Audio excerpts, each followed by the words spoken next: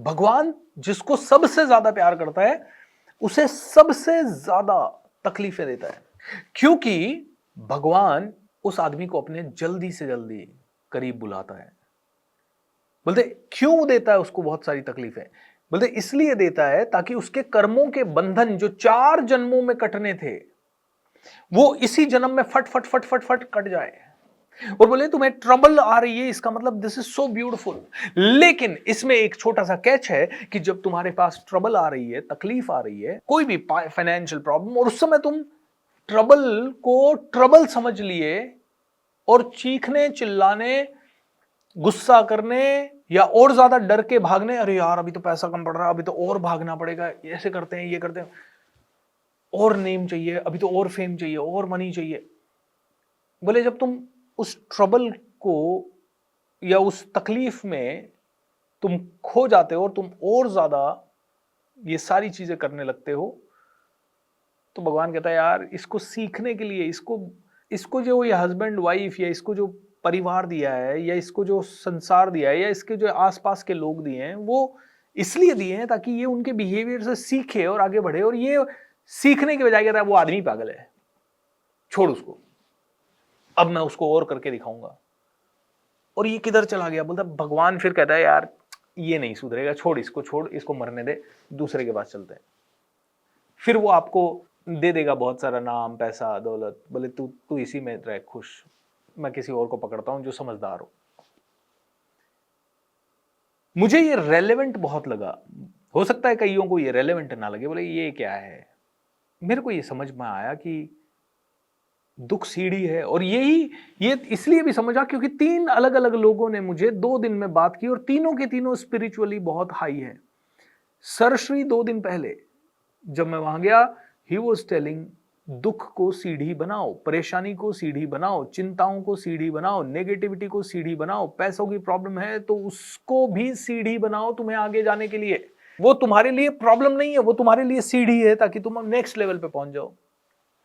नित्य शांति ने कहा कि तुम्हारी प्रॉब्लम आई है, that is the moment you can improve, that is the moment you can realise that Bhupendra दुखी हो रहा है, आत्मा दुखी नहीं है। आत्मा इज लाइक क्लीन स्लेट। बोले कि ये जो कमरा है तुम चिल्ला रहे हो, ये कमरे में जो पीस है वो एज इट इज है। तुम बहुत गुस्सा कर रहे हो, ये कमरे की पीस एज इट इज है। तुम बहुत रो रहे हो, बोले ये शांति एज इट इज है। तुम बहुत खुश हो रहे हो, ये शांति वैसी ही है, इसको कोई फर्क नहीं पड़ रहा है। ये स्टिलनेस, ये स्पेस एज इट इज है, इसको कोई फर्क नहीं पड़ रहा है। कमरे की दीवारों को कोई फर्क नहीं पड़ रहा, कमरे को कोई फर्क नहीं पड़ रहा। बोले कि you need to become this like कमरा, कि तुम्हारे घर का कोई व्यक्ति तुम पे चिल्लाए भी या गुस्सा भी करे, नेगेटिव भी हो, you are just radiating pure love. And तीसरे मास्टर ने भी यही चीज कह दी, अगर कोई एक चीज 3 बार सिग्नल बन के आ जाए तो that is a beautiful thing, that is something beautiful। तो जो भी हो रहा है उसमें हमें समझना है कि spirituality is all about being pure love. बोले कि तुझे पानी का वो झरना बन रहा है जिससे सब बाल्टियां भर भर के ले जाएं और तू कभी खाली ना हो। और गलत आदमी भी आ रहा है तो वो बाल्टी भर रहा है और तुझे कंपैशन आ रहा है, करुणा आ रही है, यार ये ले जा, आई स्टिल लव यू। बोले भगवान को जिससे बहुत प्यार है उस इंसान के सारे पुराने जन्मों के कर्म के बंधन जल्दी जल्दी काट देगा, खट खट खट खट खट, इसी साल, इसी जन्म में। इसीलिए उसको धड़ाधड़ मुसीबतें आएगी।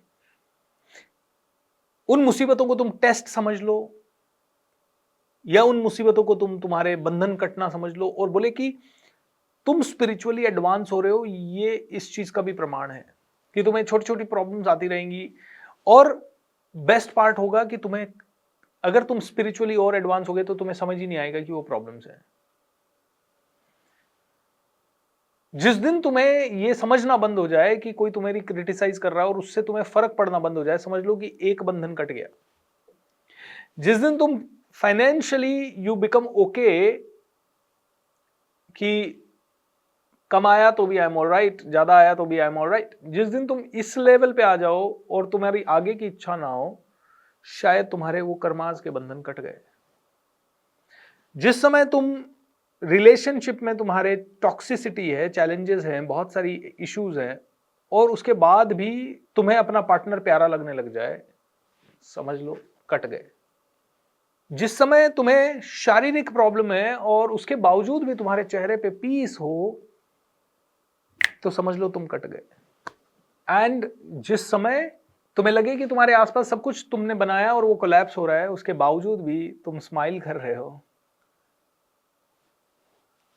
समझ लो कट गए, नेक्स्ट हो गया। लेकिन तुम ये समझने की बजाय कि कट रहे हैं, तुम समझते हो कि तुम्हें तो तकलीफ दी जा रही है, और फिर तुम बहुत झगड़ते हो, बहुत झगड़ते हो, बहुत झगड़ते हो।